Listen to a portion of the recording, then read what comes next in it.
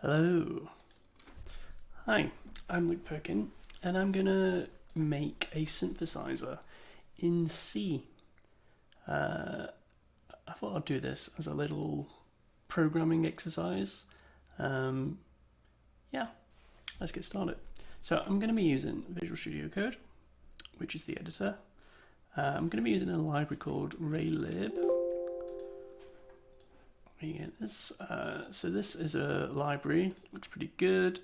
Simple and easy to use library to enjoy video games programming. So we have a look at some of the examples. It just lets you easily draw things. Most importantly, it's got some audio stuff as well, which is obviously what we're going to need to make a synthesizer, the ability to play audio. And yeah, it's written in plain C, which is good. So if you want this, you just need to go ahead and download it. Now I got the one with the TCC compiler. TCC stands for Tiny C compiler. So that's probably the quickest way to get up and running. So yeah, Tiny C, that's included, and I'm doing this on Windows 10. So let's go ahead and create, let's create our file. Now, if you never used C before, first of all, we need to give it the entry point.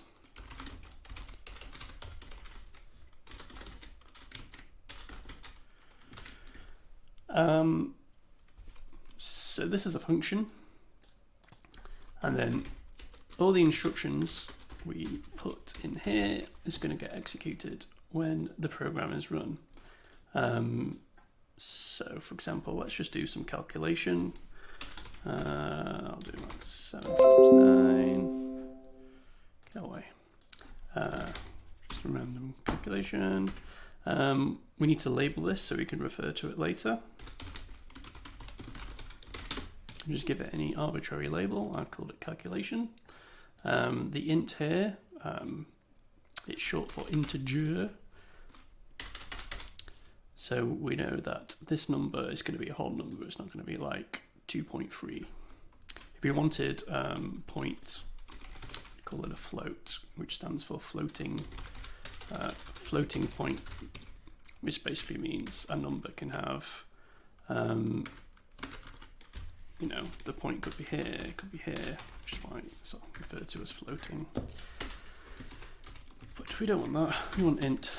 And we're going to have to print this to the screen somehow. I need to see the results, and a way to do that is a function called printf.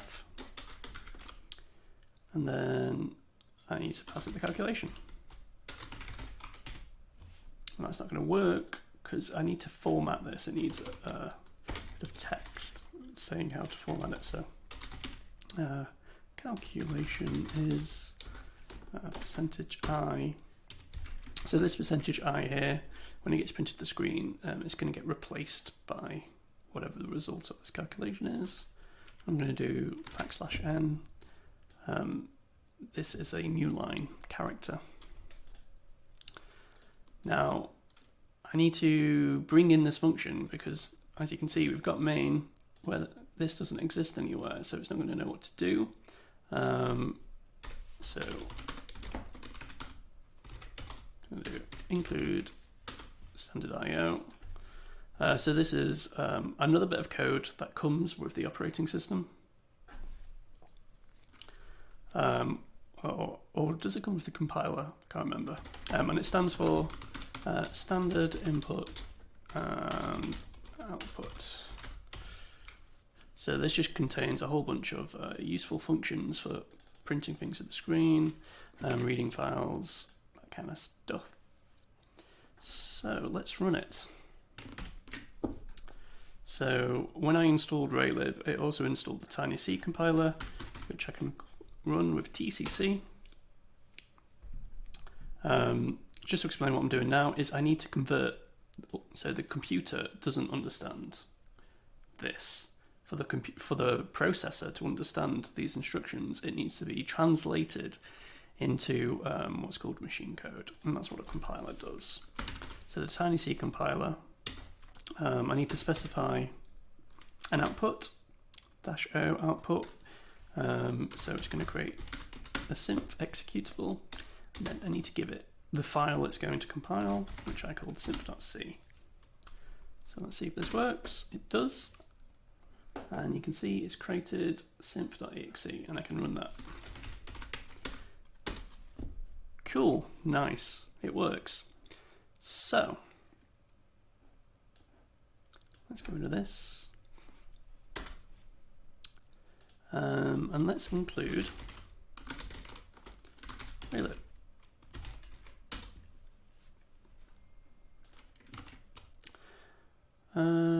Now it's complaining it can't find Raylib, so I'm going to have to include it. Let's just see if this still works. Now let's look at the example for how to create a screen.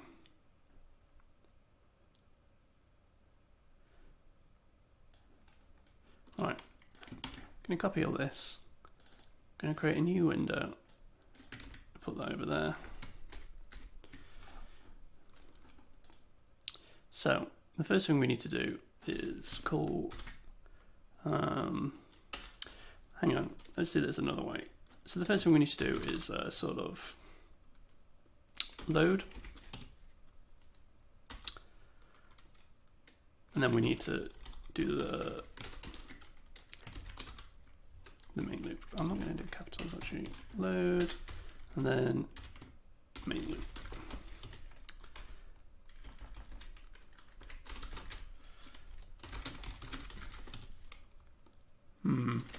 You know what? I am going to do it all in the main because we might want to use some variables. So it's like init window. Const int screen. I like to do where this goes. Let's do 1024 by 768. It's going to be the dimensions. So we need to pass in screen width, screen height, and the name. We're going to call it synth. Set target FPS. Yep, 60 sounds good. Now we do the main loop. So while. So everything inside these two braces here is going to loop over and over again until this condition is false. So window should close. This exclamation mark means invert the result of this. So another way we can do this is say if window should close, it equals false.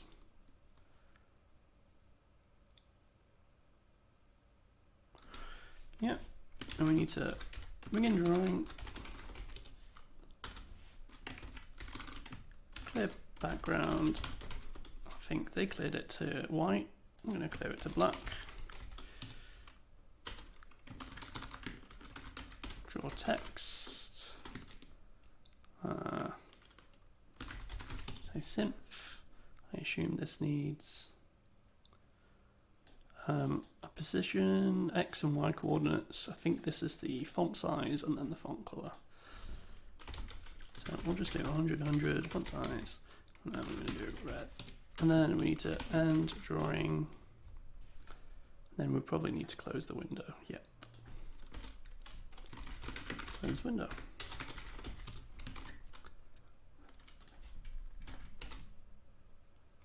Right. So we run into our first problem, and that is we need to link the Raylib library.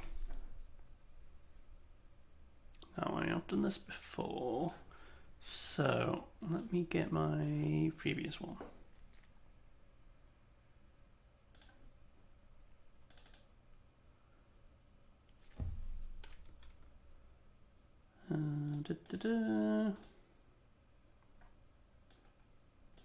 Okay, so first we need to include the Raylib code. So I'm going to create a new folder called include, and in there I'm going to include Raylib.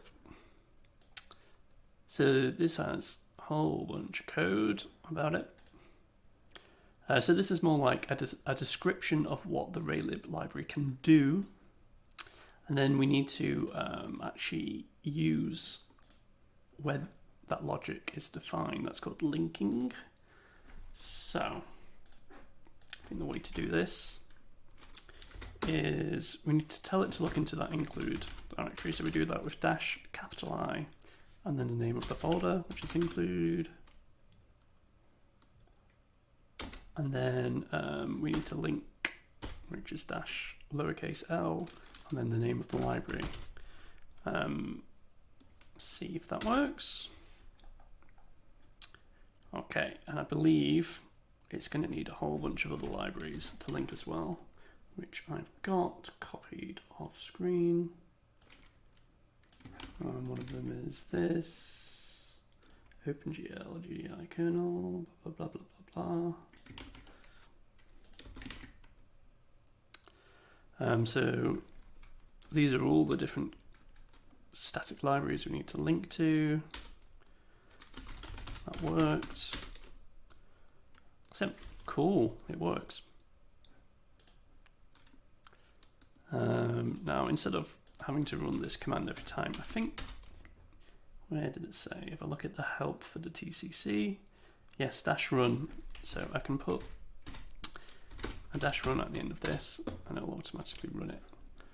Let's put this into a batch file so we don't have to remember. So I'm going to create a new file and it's going to be called build then run .bat. I'm going to paste that code in. Oh, no. Can I copy that?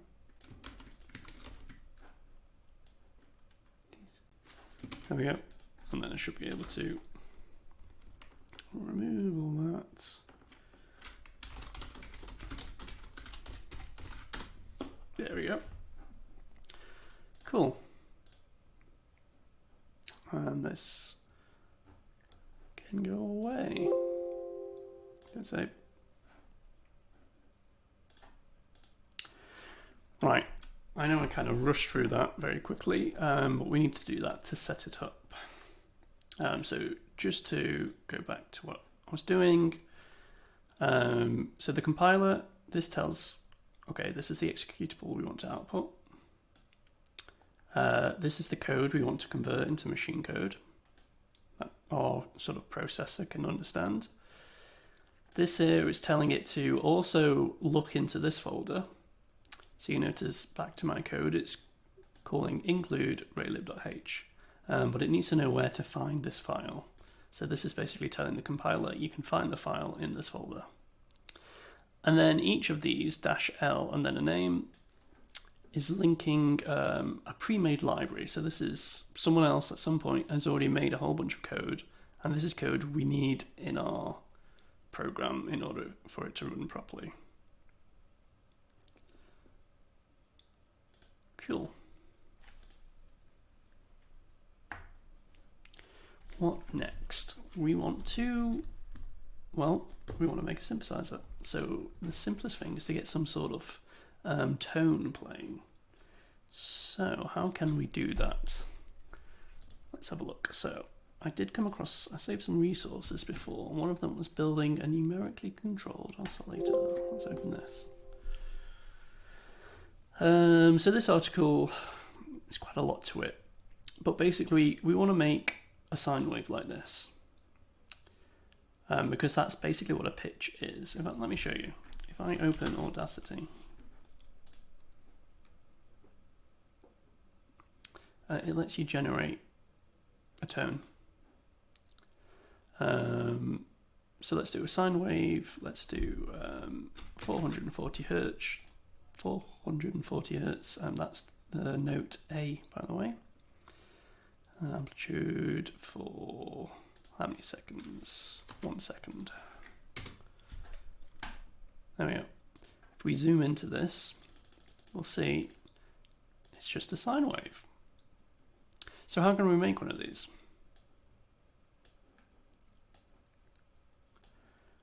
Well, let's think about it. This axis represents time, and the vertical axis represents amplitude. So we need to emit a number that varies over time. This is what we call a signal. Oh, and if you want to hear it, it's going to be pretty loud though. There we go. So how can we do this? Let's come to the handy graphing calculator. That's usually useful. I often come to this. So here we go. Y equals x. So that's just going to draw a line. But what we want is a sine wave. So probably what we're going to need to do, where x is representing time, something like sine of x. Here we go. So this is the sort of function we're going to need to create, where x is going to be some sort of time, and then if we want to increase or decrease the pitch, we need to multiply this by some frequency, f. So let's add a slider, and as the frequency increases, the wavelength shortens, and as the frequency decreases, the wavelength gets longer.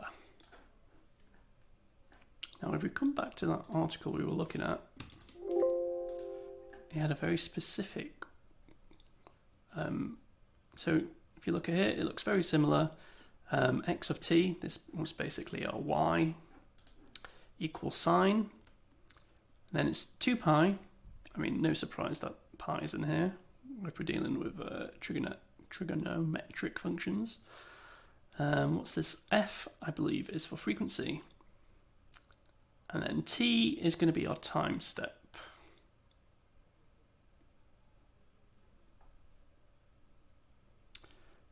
Yep, so obviously, because we're working with computers, we can't work with a sort of this continuous form. We have to basically sample it in discrete steps. And so the rate at which we take samples is called our sample rate, which I believe is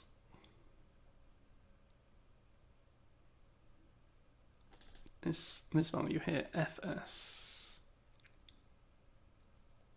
And ts is just the reciprocal of the sample rate. Okay, let's have a look.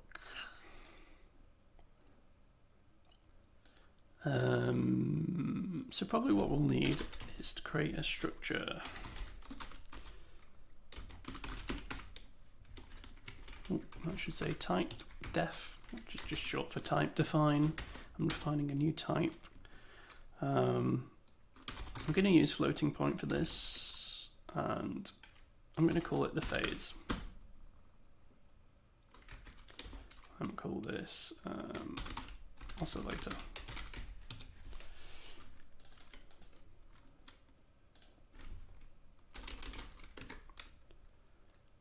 So we're going to create an oscillator, call this OSC,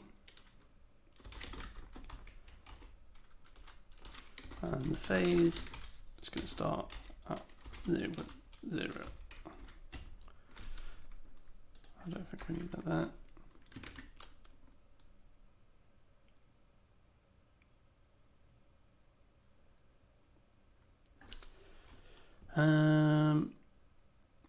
Okay. For now, we're not going to worry about the sound. We're just gonna draw it to screen. So how can we do this? We need an array. We need an array of floating point numbers. So I'm going to call this the signal, and it's going to be 20, the width of the screen. So what's this doing? This is putting in, is sort of reserving the space in memory. 1,024 numbers. So you can think of it something like this. And this goes on, you know, until there's 1,024 of them. And the way we can access them is if I want to get, so signal 0, basically the signal points, it's going to point to the first element in this array. And then it's going to jump that many spaces across the slots. So if this was 2, we go to the first entry and then we jump 2 spaces. So we'd end up looking at this value.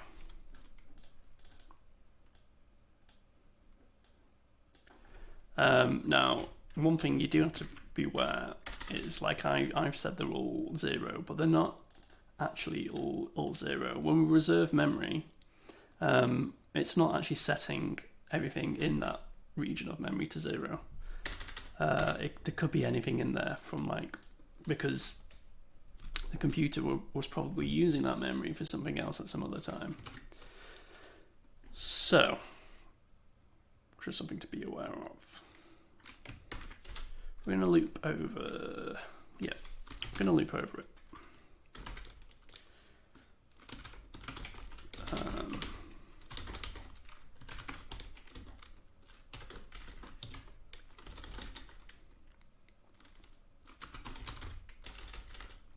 Signal I equals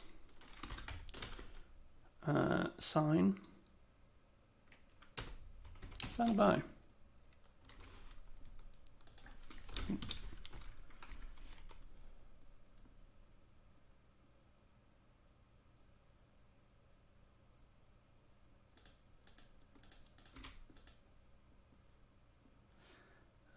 Right, what is the function? That's another thing now. We need to figure out in C, float sine C.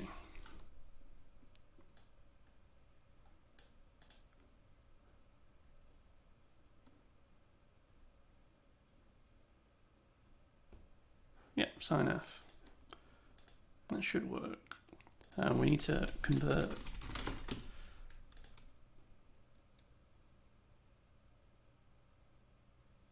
this to a float.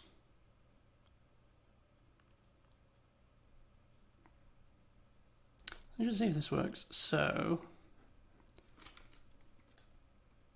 I'm going to take the same loop and paste it. I'm going to get rid of the text, and then I believe it's called draw pixel. So pixel I, which is going to be the X position, signal I is going to be Y position. So we're going to want to do, what's the height? 768. We're going to want to start halfway. So I'm dividing the height of the screen into 2 because I want, if it's sort of a silent signal, it starts in the middle, because this can be +1 or -1. Let's do, it can be 200 pixels. Oh no, do 100. Need to convert that to an int. And then, right. Let's see if this works.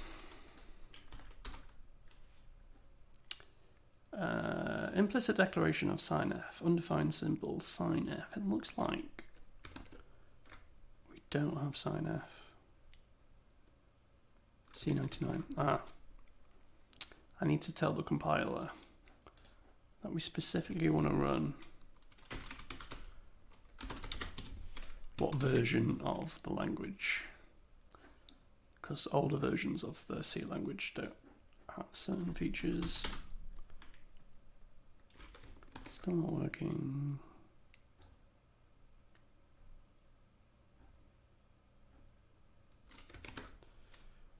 Might just have to do sine, and that will become float.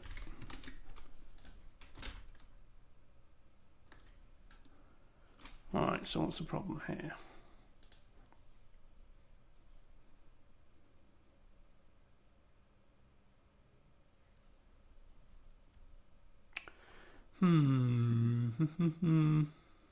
Alright, I think for this,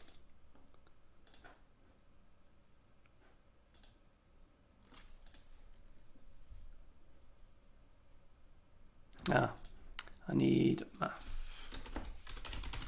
Include math.h. See if it's got. There we go. Now that doesn't quite look like a sine wave. Probably what's going on is the frequency of this is way too high. So we're getting what's called aliasing. Because we're having to quantize this to a finite number of pixels. You know, we're quantizing a continuous signal, which can be made up of an infinite number of points, into a finite space. We get aliasing. So if I just lower this, so, you know, 0.1. There we go. That's something more readable. I might carve that again. Cool. So remember the function here, which was 2 pi times f. I'm going to have to get pi. Can anyone remember what pi was off by heart? Here we go. So I'm just going to define pi, there we go, in the code so we can refer to that number. So say our frequency, remember our frequency that we used before as an example was 440. Our sample rate,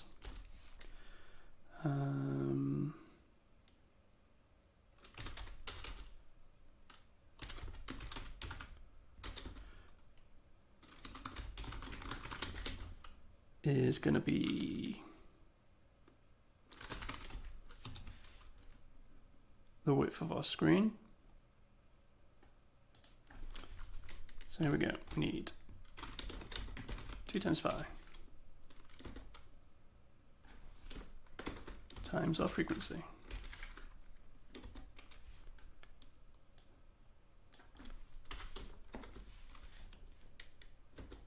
And then it was, if you remember, 1 over the sample rate. So we can call this a sample duration.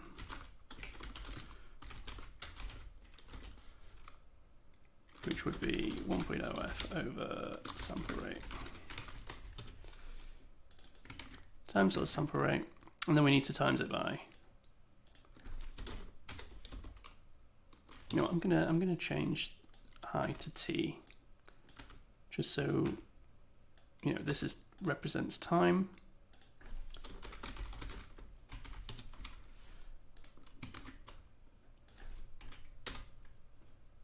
There we go. So again, maybe if we drop this to 100 Hertz. Interesting, going lower.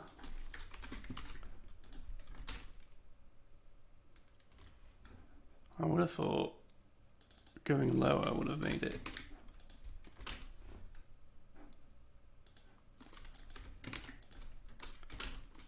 Oh. Again, that's sort of. Okay, here's what I'm going to do.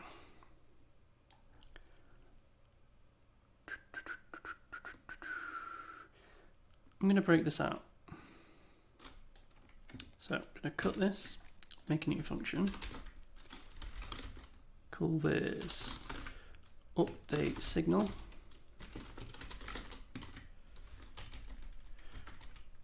We're going to pass in the frequency and the signal as a pointer.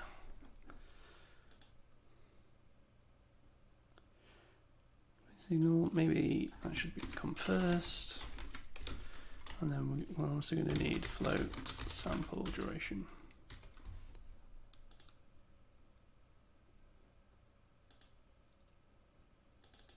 The reason why I put a star here is when I call update signal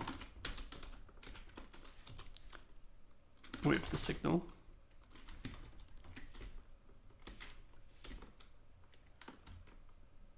no, it's already frequency and the sample duration.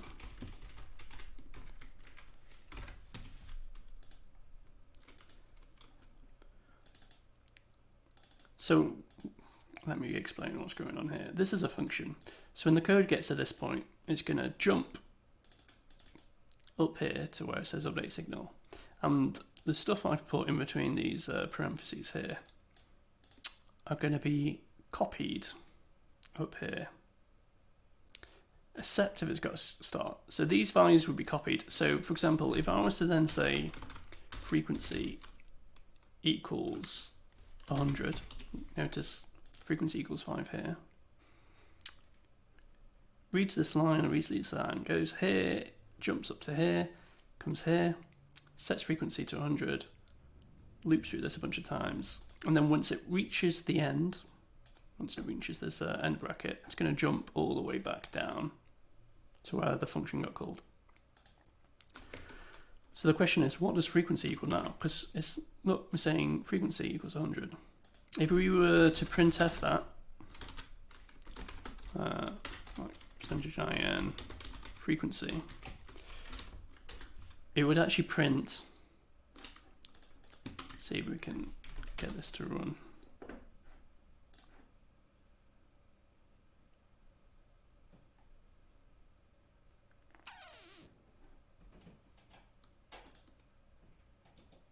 Oh, we need to do percent because it's a float. There we go. See, it's still saying 5. We set it to 100 here, and the reason why is this labeled float here is different to this, because when we pass it in, it actually gets copied, creates a copy of that value, and that copy is local to this function. By putting a star here, we're saying don't pass me a copy of the value, pass me like a pointer, a way to get to that value in memory where it exists up here. So by changing the values in the signal, it does persist once this function exits. So I'm gonna start the float at 0.1.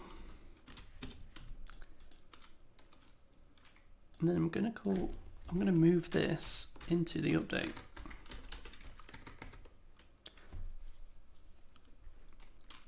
And then every frame,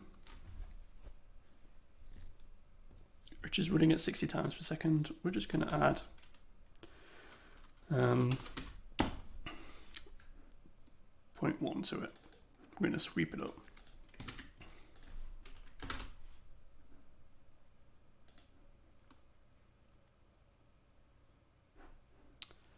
That did not do what I expected. Start just moving too fast.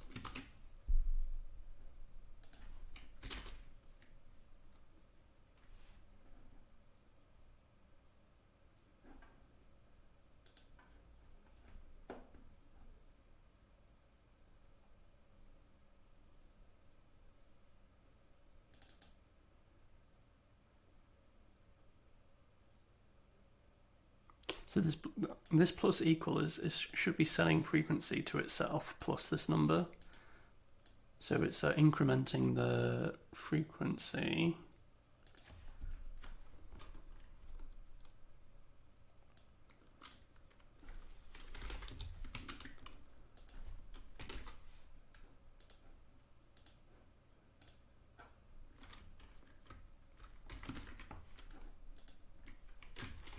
Right, need to pass it by. Is that the mistake I made? Nope. What is going on here?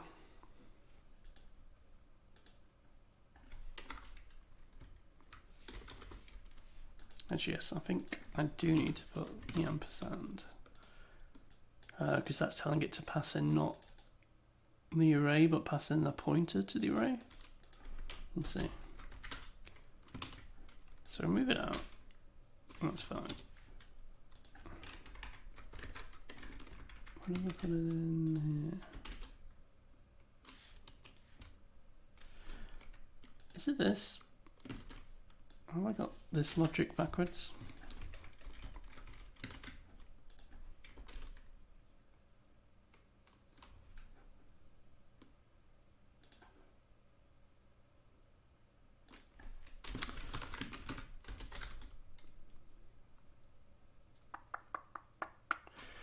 How can I, let's have a look at the documentation for Raylib.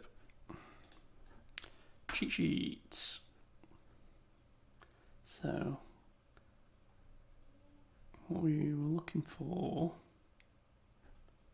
text. Text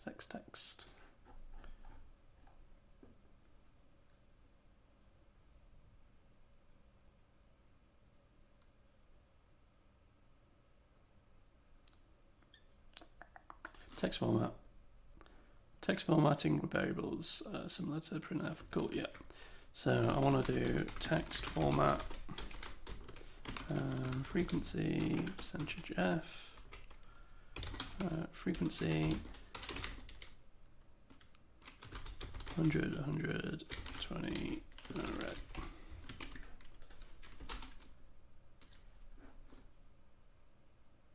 So there it is increasing.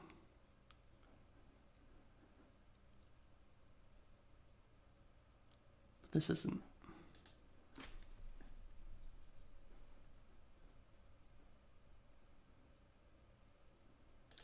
Which leads me to believe that our signal isn't getting updated.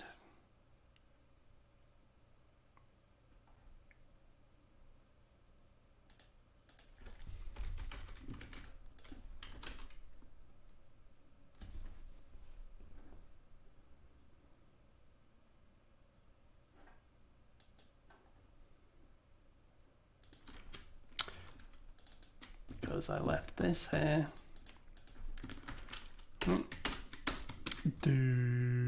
Okay. So my original assumption was correct. I don't think we do need to take the address of it because it's already a pointer. Here we go. So you should be able to see as the frequency gets higher and higher,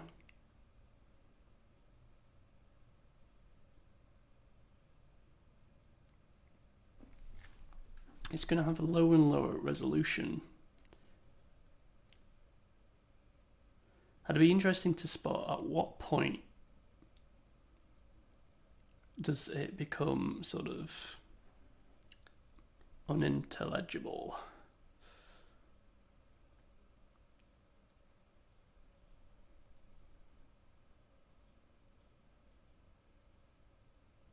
So you can still kind of make out the structure.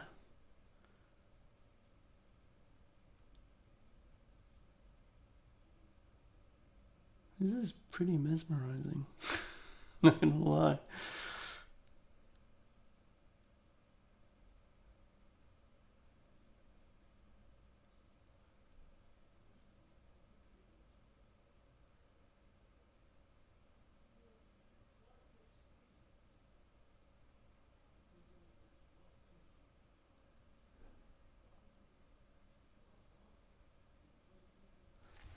I want to do a calculation. I want to do what is the width of the screen, which is 1024 divided by 2, 512. Okay, we're nowhere near to 512 yet.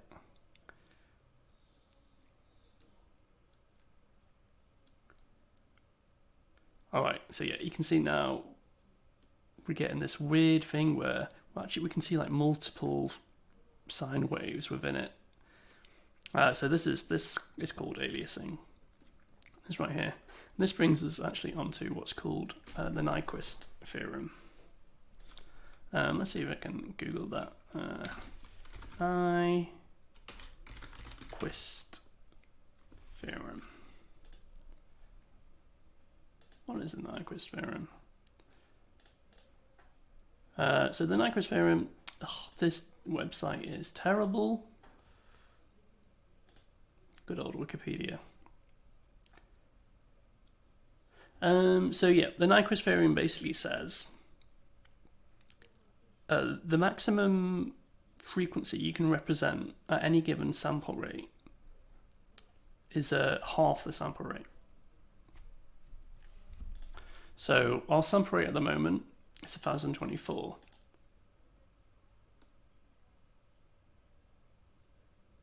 So the maximum frequency we can represent at 1024 per second would be 512 hertz, which is pretty low. Typically on a computer, the sampling rate is around about 44,000. Actually, like, I'm not sure why this specifically, but yeah, it's usually the 44,100, 48,000. And if you divide that by 2, it brings you close to around 20,000 hertz, which is the upper limit of what the human hearing range is, which is usually why the sampling rate is around in the 40,000 to 50,000 range. So let's get this to run on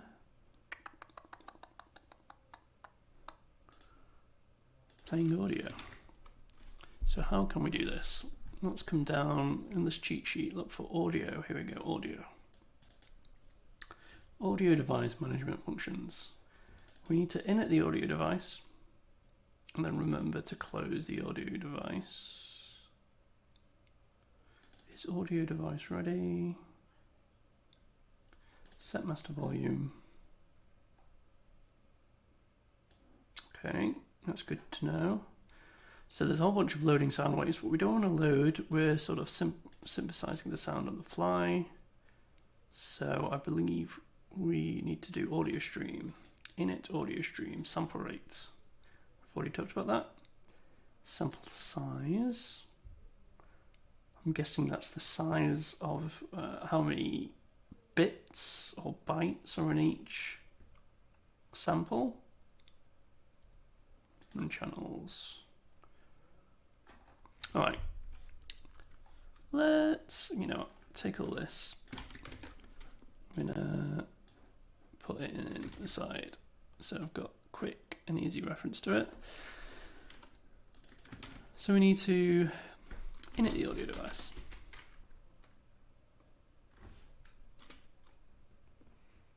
And then when we come down here to close the window, we need to remember to close audio device. I'm going to set the master volume. I don't want to pierce my ears, so I'm going to set it to quarter. I'm going to set it pretty low to begin with. Then we need to come down here, init audio stream.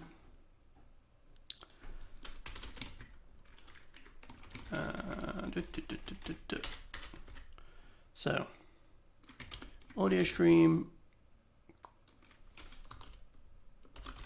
Audio stream. This is going to be our, call it the synth stream. Init audio stream. So it's going to need to take our sample rate.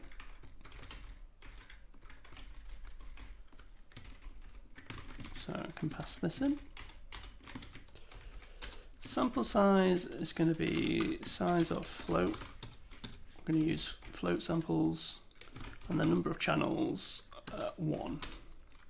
I guess if this is mono, if we wanted to do stereo, we could set that to 2. For now, we're just going to do mono. Is that just size off? There we go.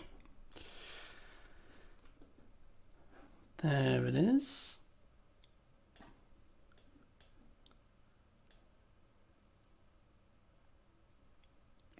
Okay, so this is an important one. Set audio stream buffer size.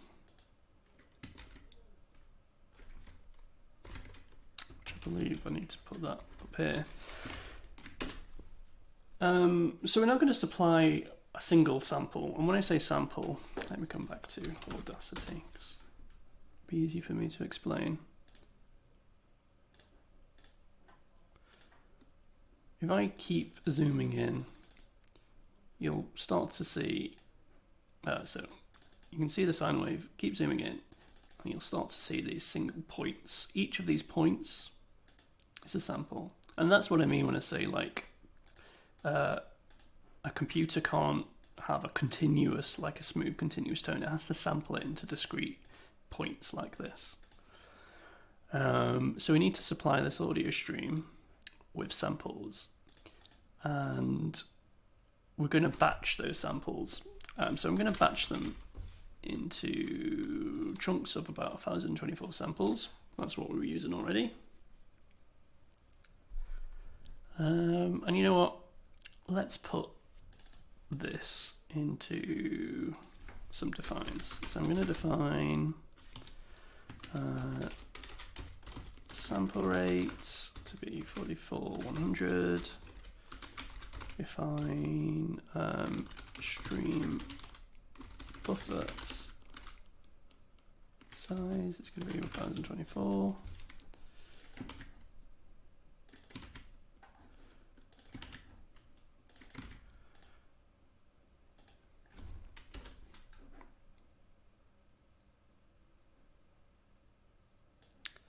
Then we're going to play the audio stream.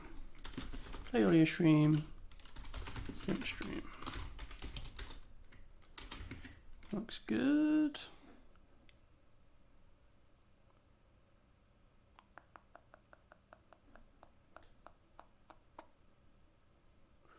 So what does this say? Let me. So we got this: is audio stream processed? Check if any audio stream buffers requires refill. That returns a true or false value. So we're going to need that. Oh, don't forget, we also need to remember to close it at the end. So I'm going to do close audio stream, synth stream. So in our update loop, we're going to do is audio stream processed, synth stream. So if it's not, I'm not sure. Is audio stream processed? So yeah, if it's not processed, it means it needs.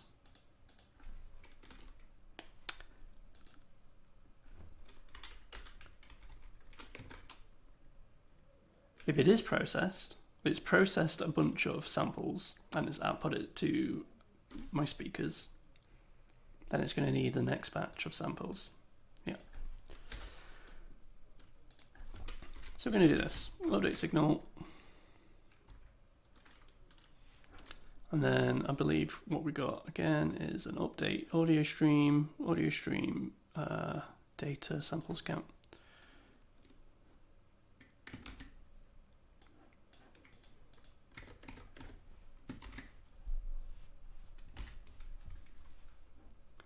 So we're going to pass in the synth stream.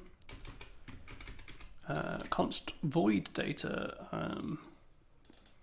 Void here is kind of basically means it's an unknown type, because don't forget we set the size of each sample here. So this basically lets us be a bit more generic in what kind of types we're passing into the stream. So we can just pass in the signal, and the number of samples is the stream buffer size.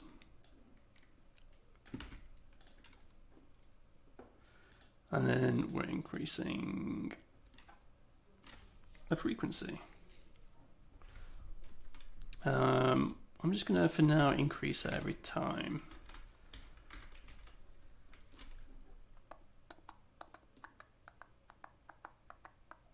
And let's just increase it a little bit faster as well.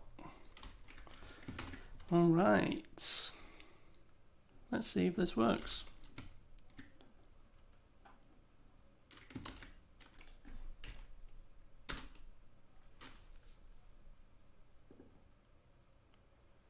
Warning, pi redefined.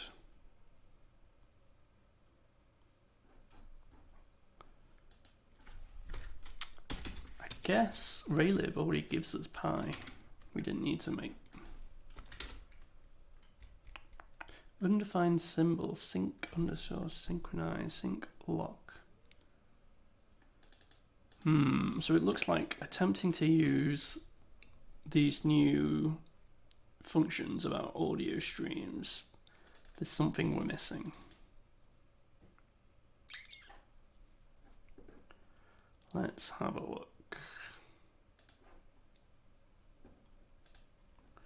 Let's have a look in our installation of Raylib if we've missed anything. So if you come to you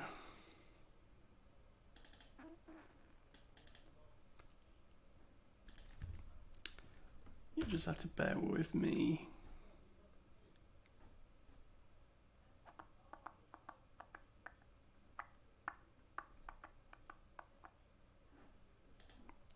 I'm looking for which alright, so this comes with like a template project for VS Code. So if I have a look at this, see if we miss anything.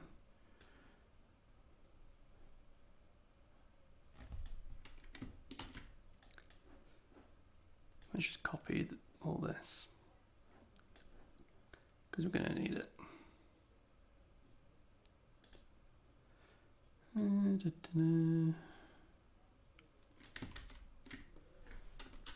See if that works.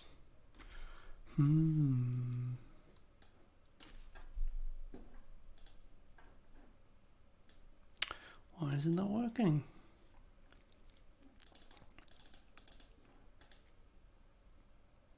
All right, good old Google. Let's try and find this error.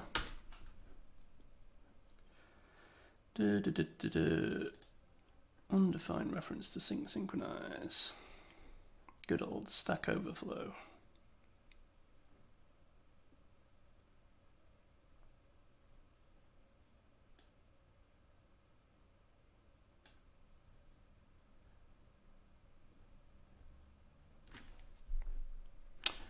There's nothing here that I understand.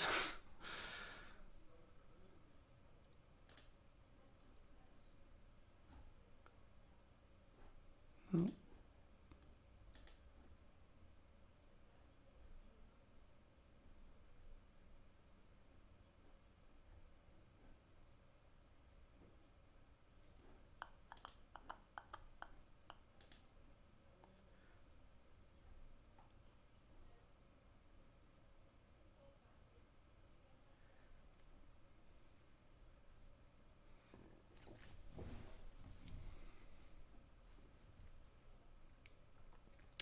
Something about ARM, but we're not using an ARM processor. So I'm not sure why this is. Come on. Raylib. Here we go. Audio.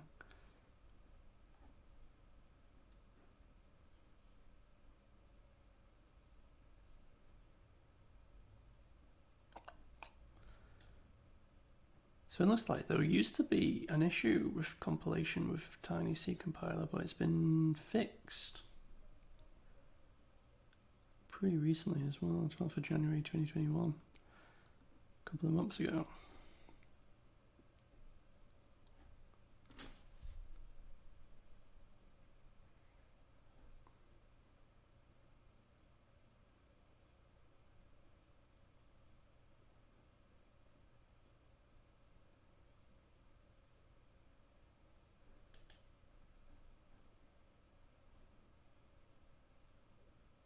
So it could be the version that I downloaded of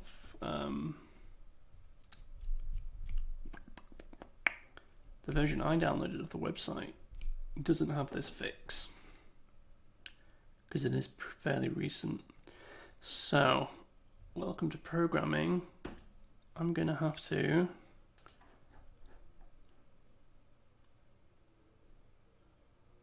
update min audio. What file changed? One file changed. So we're gonna patch this in manually. View file. View raw. Actually, you know what? Is there a way you can just download it? I'm gonna copy that. Raylib. Where is min audio? It's an external. There it is. Of code. Look, min audio 0, 10, 25. If I paste that in now, yeah, well, fine. Hopefully they should fix it. So we need to now recompile all that. Should be pretty simple. You just go Raylib compile source, okay. Cool. Right, so we fixed that error. There we go. Is it playing anything? Oh, I made it too quiet.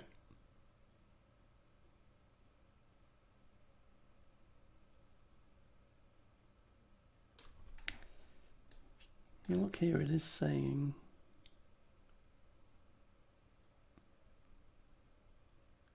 the device, audio device initialized successfully.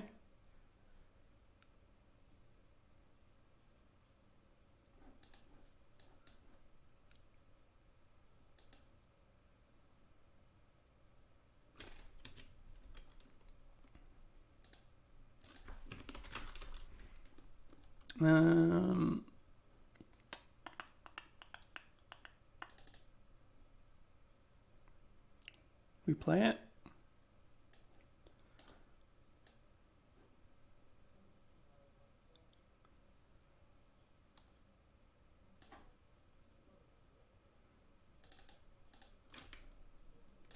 Right, this can go now. Tell you what. Only draw that text if it's playing.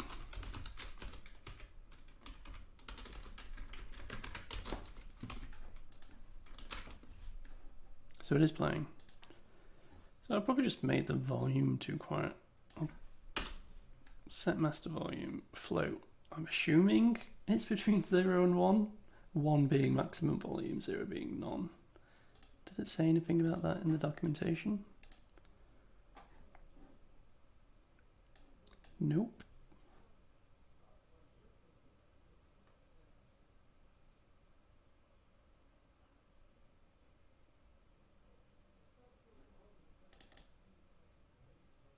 Oh, it does say here 1 is max level. Tell you what, we'll do it on the stream and not the master.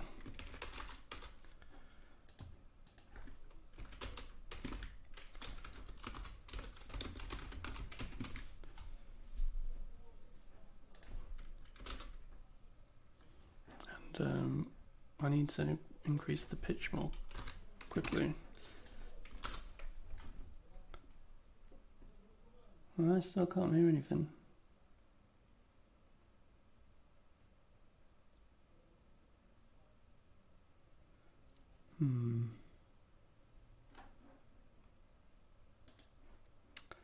Let's have a look. Do we need to play this later? Like, if not, is audio stream playing? So if audio stream is not playing, play it. Oh, you know what? It might be this. Let's try that. I might have got this logic backwards. Yeah, so this is basically saying, is audio stream not processed? then we need to process it. Let's see if that works. Whoa, what's going on there?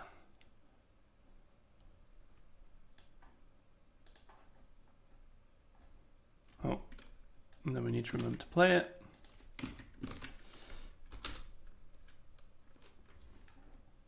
Maybe I didn't get it backwards. Doesn't like that at all.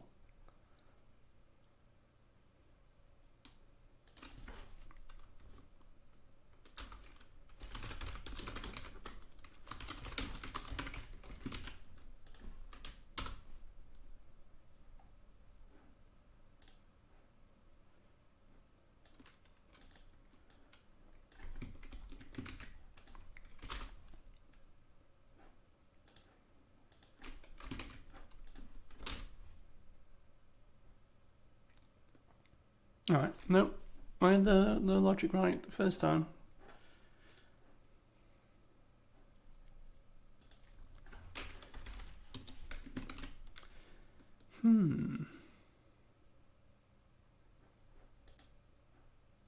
Oh, this.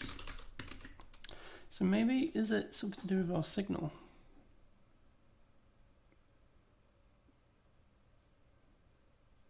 I don't think so. Just to be clear, this should be the stream buffer size. And the signal should be the same size as the stream buffer size.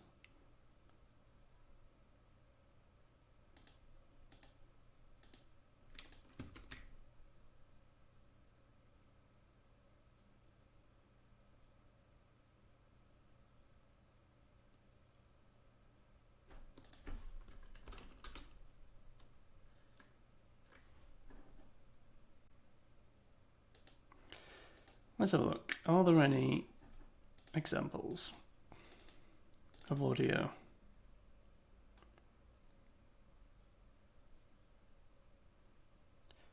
Audio raw stream.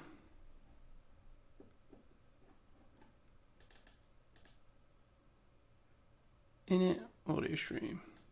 So it needs 16. Let me try something. Let me change this to 32. So we're going to have a 32-bit stream.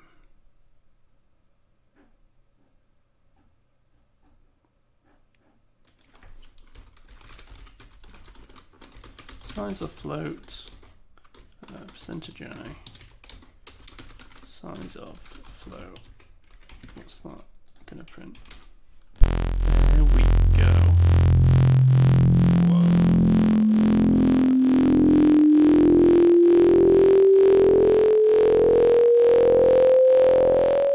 Okay, what did it say about float? Size of float is 4. Yeah, so that's returning the number of bytes in a float, and it wanted the number of bits. So what we could do is just keep size of float, well then times it by 8. That'll give us 32. And then how we had it before, we probably don't need this block where we're saying if it's not playing, play. Okay, so what's going on with this sound? I'm going to put this, I mean that was pretty loud. Let's put it at 20% volume.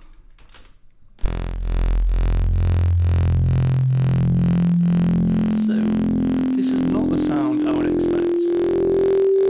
Sort of, you would expect a more continuous tone, but just getting higher in frequency. But it's got like this pulsating. So probably what's happening is, I'm going to make that even quieter. As we keep updating the signal, but this block of 1024 samples probably on, you got to think the next block has to seamlessly stitch to the previous block, and we're not really handling that. So remember this class we made ages ago, Oscillator. Let's use it.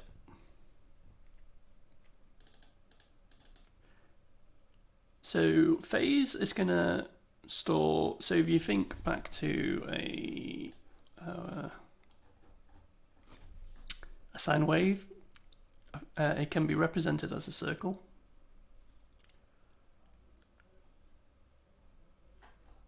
Where as we're going around the circle, you're plotting the sine wave. So yeah, we're using phase as where we are around the circle. So I think for simplicity, I'm going to set 0 at just any arbitrary, and then going round 1 full revolution is going to be 1, 0 to 1, and then it'll wrap back to 0.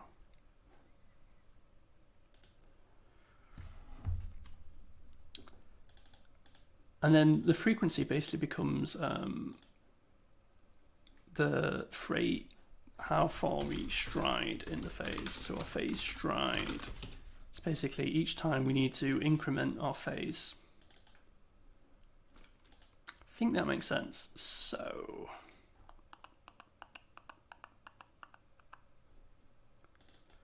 our phase stride then just becomes, because we're normalizing it now, not between 0 and 2 pi, but between 0 and 1. The phase stride just becomes frequency times sample duration.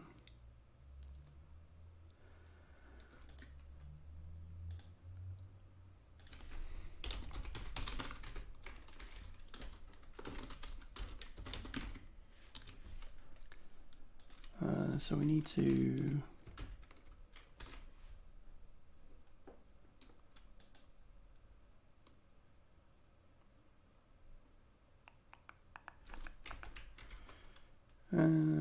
yeah.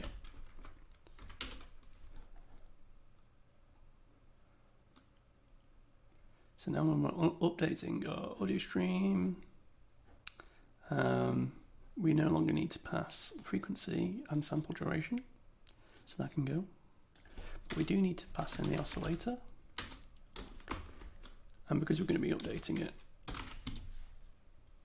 we need to pass it by pointer.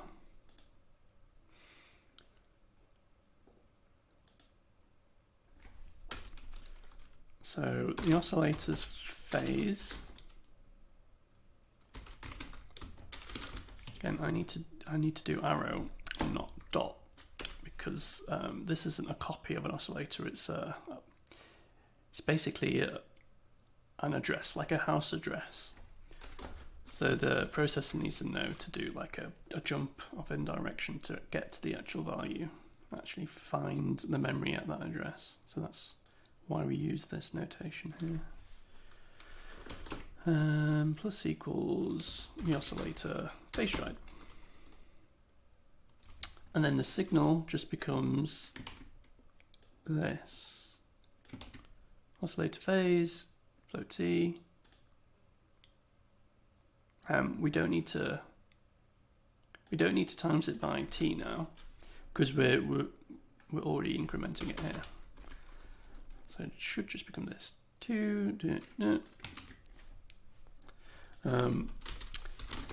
And we need to do the wraparound. So if the phase is greater than or equal to 1, then we just need to subtract 1 from it. So that will keep it in the range 0 to 1,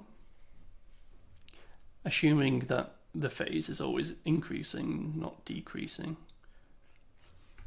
If it was decreasing, we'd also have to do the other check, right? If phase is less than 0, but we won't handle that for now. We might come back to it. So that looks good. And then we just need to pass in, we do now need to use the ampersand operator. Array, because arrays by default, when you're doing something like this, it is a pointer, but this is it's like a single object.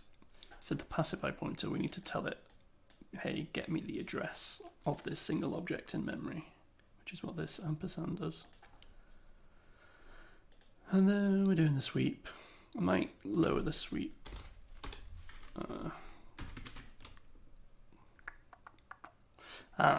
we're updating the frequency, but we're not updating the stride. So we also need to say, hey, oscillator phase stride, frequency times sample duration.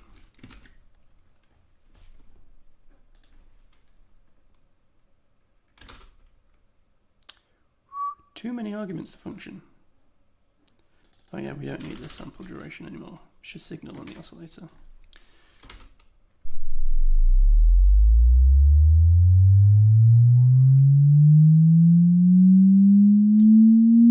Yes, that is what we want. Beautiful. Right, let's get a bit too high.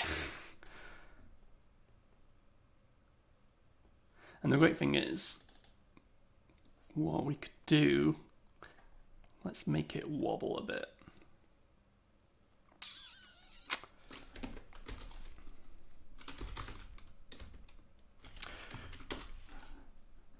What can we do?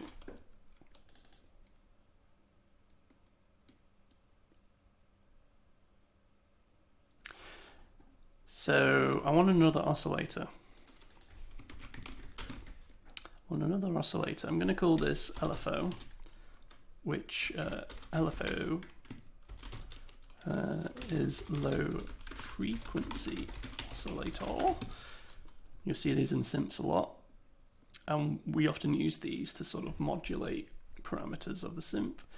So the frequency of this one, let's just set it something easy, like it's going to oscillate 30 times a second.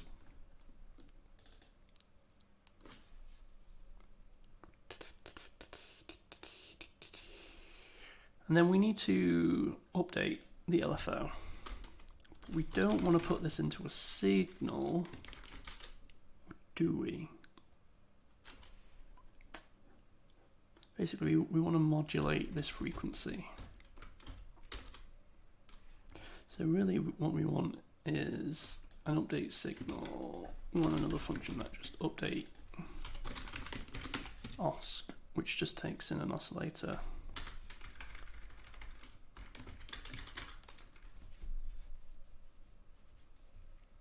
Does that even make sense?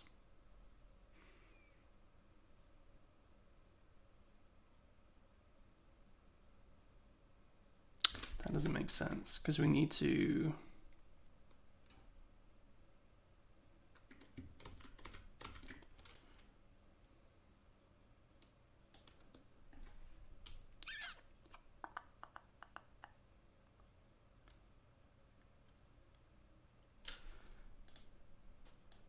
we don't do it in a loop then. It's literally just os.phase.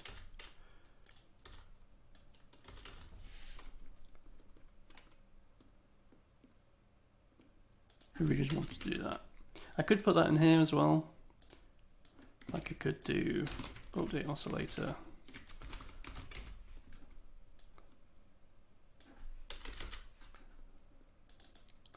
That will just deduplicate some of the code. The compiler should be clever enough to sort of inline this. So basically we end up with this anyway once it's compiled. But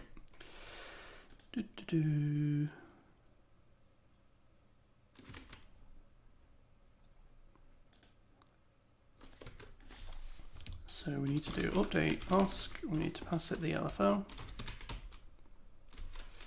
and then the frequency becomes sine f LFO for phase.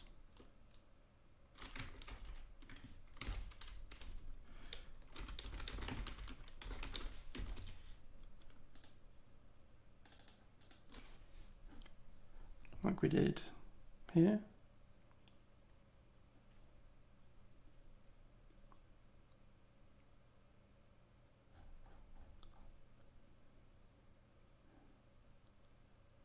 Then we need to update the phase stride of this oscillator. Yeah, let's give this a go.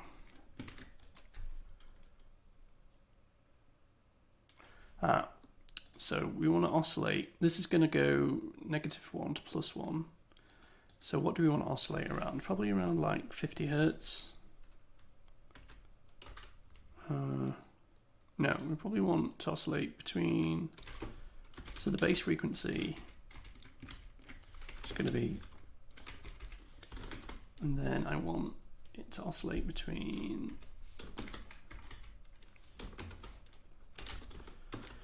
plus or minus, I don't know, 50 Hertz.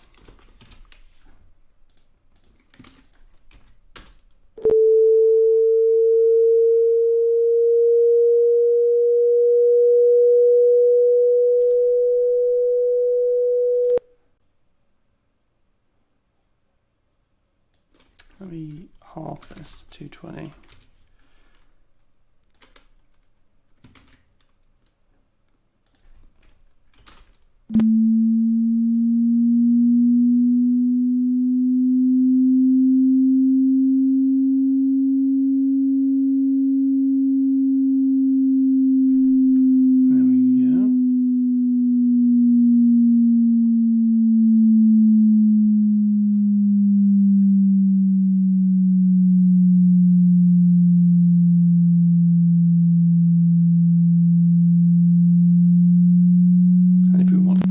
Wobble faster, we just change the frequency of the LFO.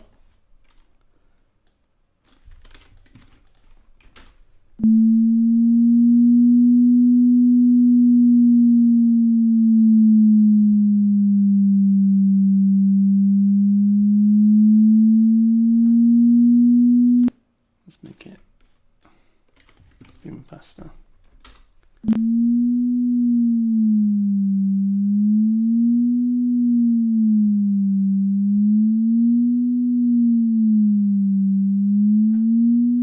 There's one thing I want to check actually is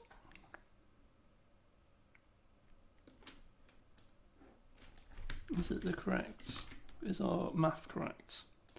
So if I do 440 here, so that's 440 Hertz. I'm going to just do the same in Audacity. 440 Hertz. Yep, sounds the same to me. Let's go back to the wobble.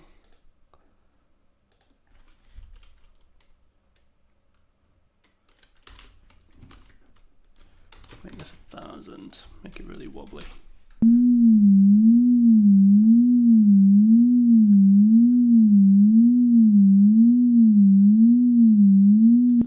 Another thing we can do now is control it with sort of interactively. So let's see about getting the mouse. Mouse. Let's get mouse ray.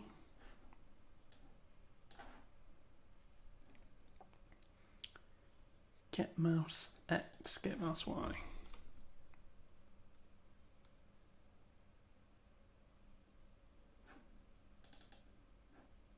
Or get mouse position, turn to vector. Alright.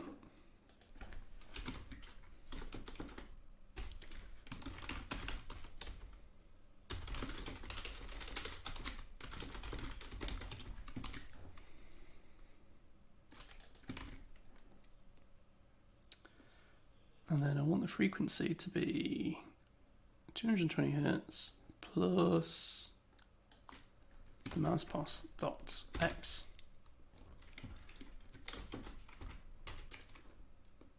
But I don't want the frequency to go below 0.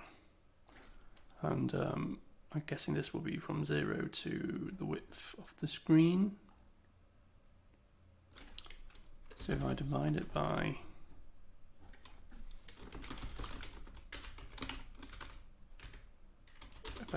the width of the screen, X will now be from 0 to 1. And then I can multiply that by, say, 100.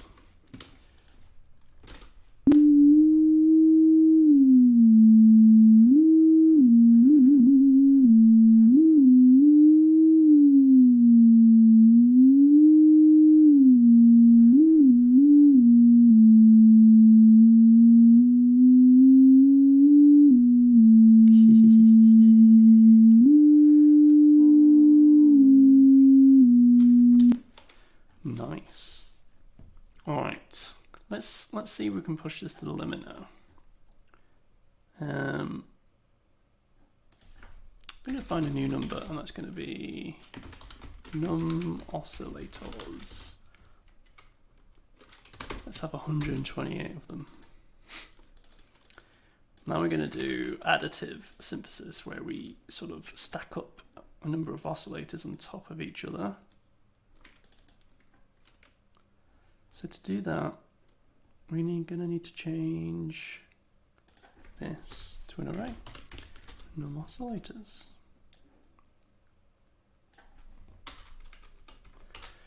I'm just going to initialize them all to 0.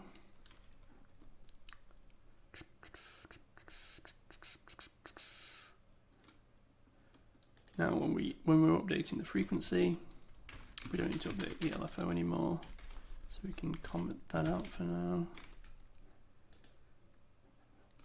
We need to update the phase stride of all of them. So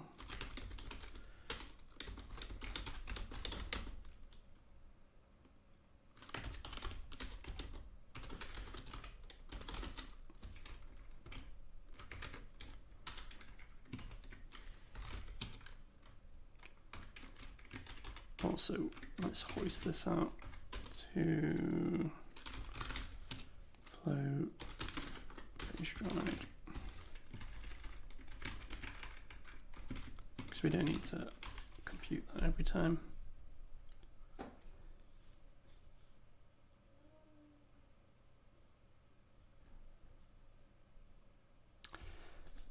Now we need to do something different. We need to, because we're going to accumulate each oscillator into the signal, so this becomes plus equals. So this now has to become accumulate signal. We're going to need a, I'm going to call 0 signal, which takes the signal. And just going to copy that loop, and it's just going to set signal t to 0. And then we're going to accumulate signal. So 0 signal, signal, and then this becomes accumulate signal, and then the oscillator. So we're going to have to do this for each oscillator. So we can probably reuse this loop.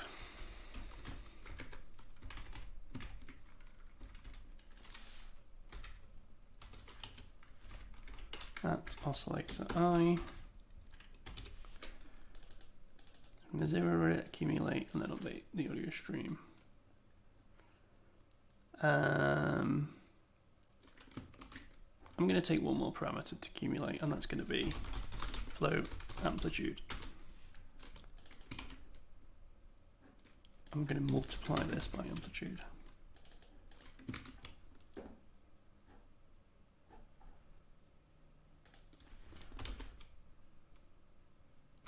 And so it's going to be 1.0f over num oscillators. So then when we stack them all up, we still get a total amplitude of 1 once we've sort of accumulated them all together.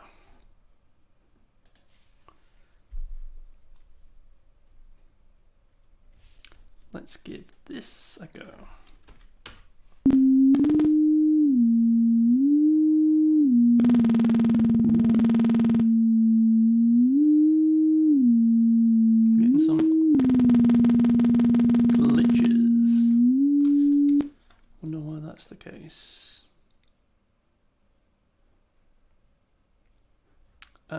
Just to make sure that we're not, I think there's a draw FPS, isn't there?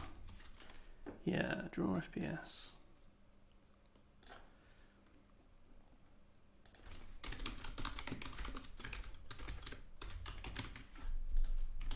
Make sure we can actually handle that. Which again.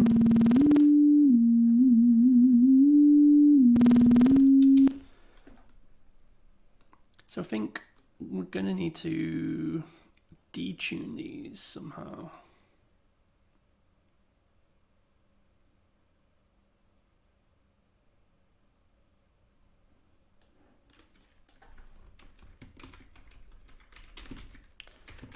put this logic in here. I'm going to call float base break equals 220 F,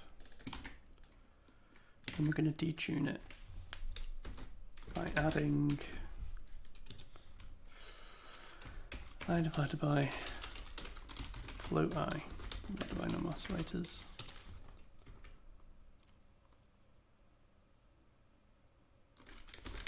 times 10. Just drop that in.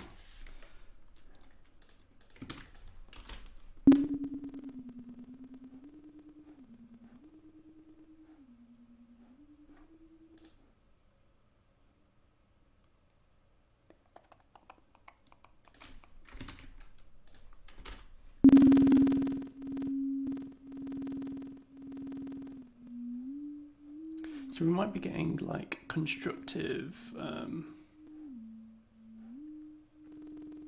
or destructive interference with the different waves.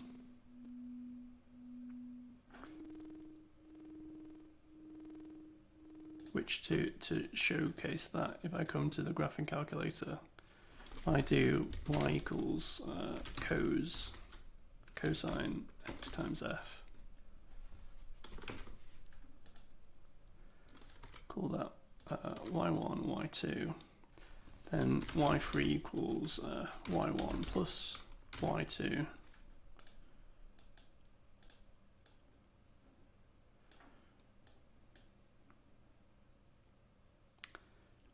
You notice as we add them, we get a bigger waveform, this purple one.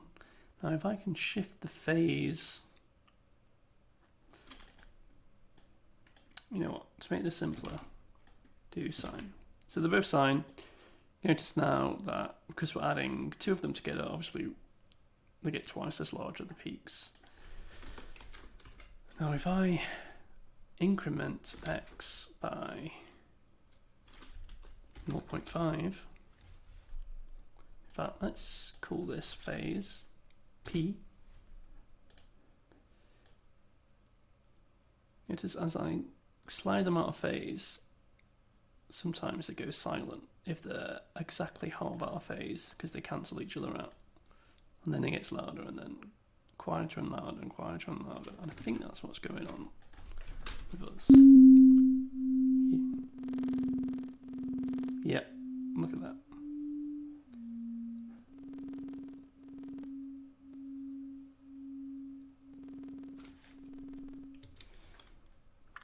It's probably because of this detune.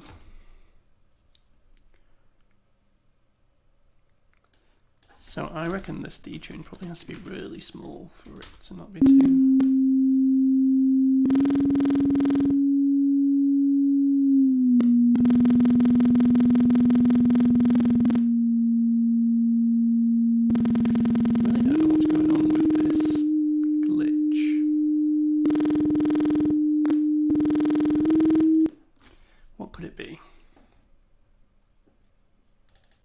Oscillators.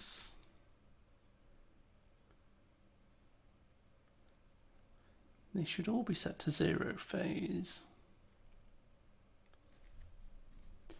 And then we're setting, for each oscillator, we're setting the stride. Then we're accumulating into signal. Oscillator error.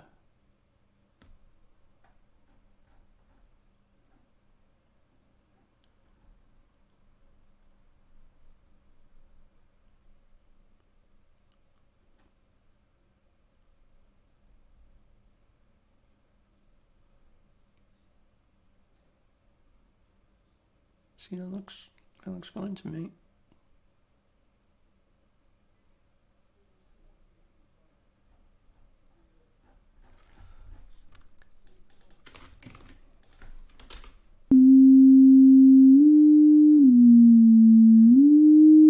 Could just be that we're starving.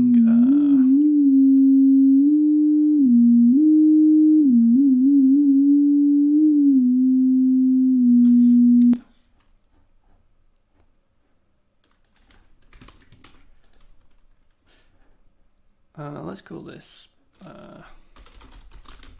detune, which at the moment is 0.1 F.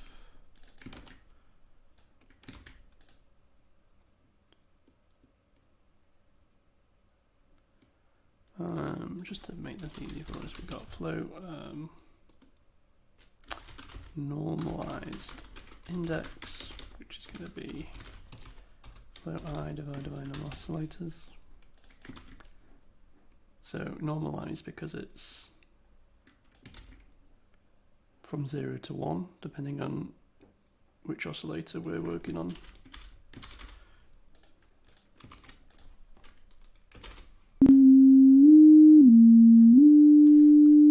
And then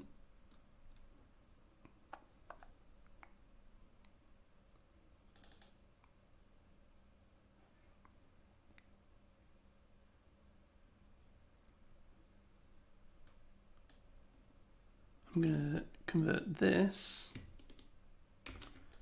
into float normalized mouse X. So let's say we want the mouse to control the detune.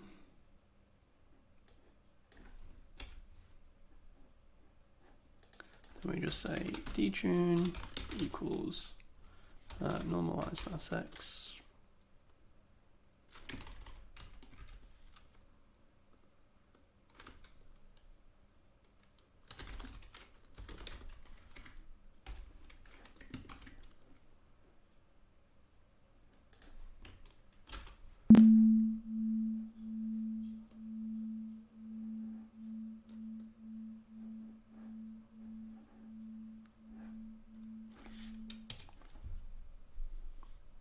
Probably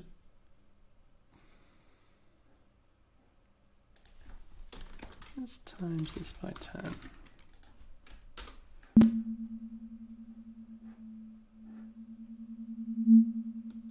Yeah.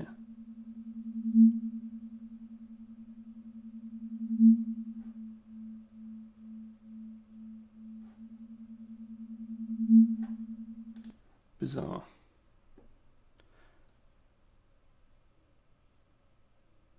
And what if we just set this to multiples of I? So base frequency just equals, let's start at 80 times I.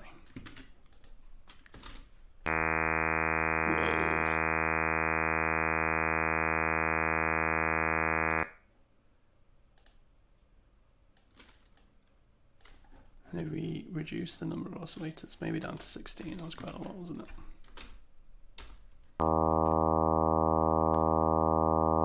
Some really interesting effects there.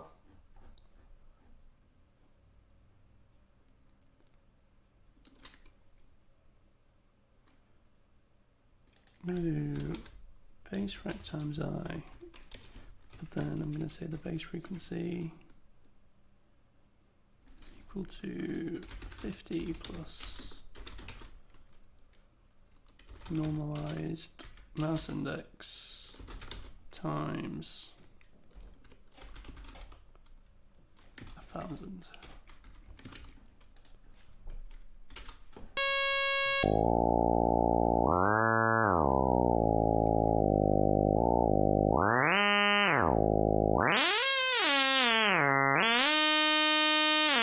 So that looks like a saw wave,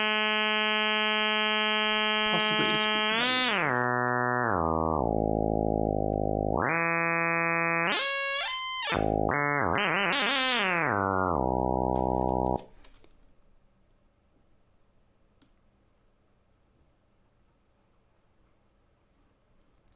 Here's nothing we can do is only do evens, the even numbered oscillator. So what I can do is if I mod 2 equals 0, this is just I modulo 2. So if it's ever an even number, we're going to get 0.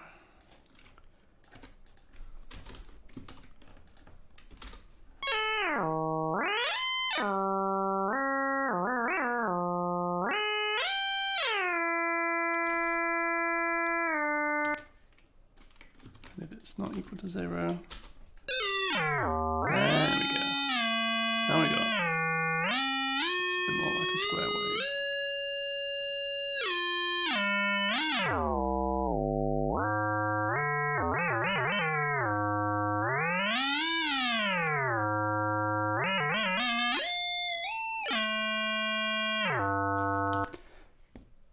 Lots of fun. All right, I think we're going to come back to this in a future episode. But let's just review what we've done. We've made an oscillator using Raylib in C. Cool. See you later.